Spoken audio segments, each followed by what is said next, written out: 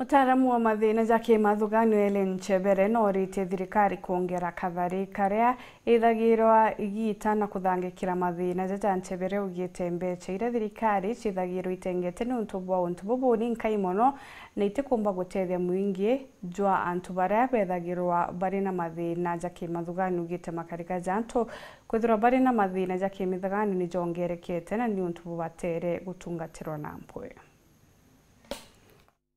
Vile hayo magonjwa mengine yanasumbua, ndivyo vile ugonjwa wa akili pia unasumbua, na unasumbua mtu binafsi mwenye kugonjeka, unasumbua familia, unasumbua community, na inaenda to an extent of the whole society is affected.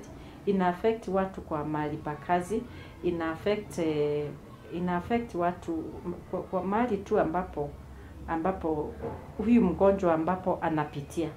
Kwa hivyo tunaona ni kama yale magonjwa mengine. Kwa hivyo inafaa kuchukuliwa kwa uzito sana na kushughulikiwa kwa njia ambayo inafaa.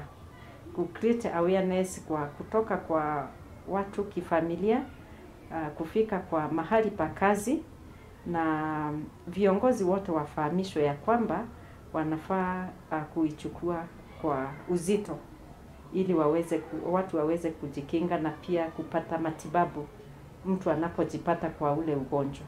Kwa afya ya akili, kila wakati tumeona inatengewa kitu kidogo sana ambacho hakiwezi kukimu zile shinda zote ziko, na kwa sababu tumeona ni kama hata sasa shinda za kiakili zimekuwa ni nyingi, hata ni kubwa kuliko zile shinda zingine ambazo zinatengewa pesa.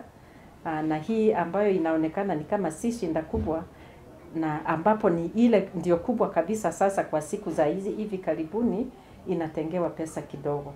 Serikali za county na hao ndio wako na kazi sana, kwa sababu wako mashinani pale kabisa, mwananchi wanaishi na mwananchi pale. Kwa hivyo hao ndio wa maana kabisa kuweza kwanza kuelewa wananchi huko mashinani, zile shinda wako nazo, kutokana tu kwa locality huko ndani tu wanafaa kuwa wanaelewa, kwa sababu wako na wao huko.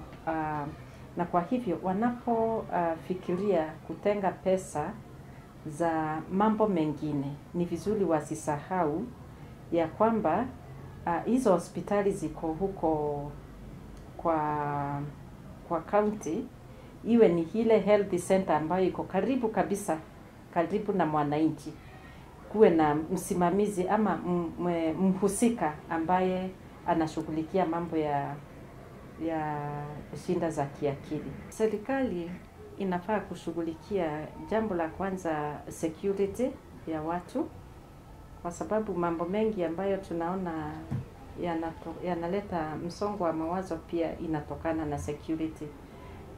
Watu wanapopigana, ama jamii zinapopigana kwa sababu ya mashamba, sababu ya wizi wa mifugo, kwa sababu ya vita pia za kijinsia, watu wana mauaji ambayo tumeona yamezidi pia, watoto na vijana na pia watu wazima kupotea bila kujulikana wameenda wapi, na pia kuprovide basic needs kwa mwananchi wa kawaida, ili mambo wasiwe wanasumbuka sana, kwa sababu kama mtu kweli apati zile basic needs, masumbuko ya akili yatakuwa mengi.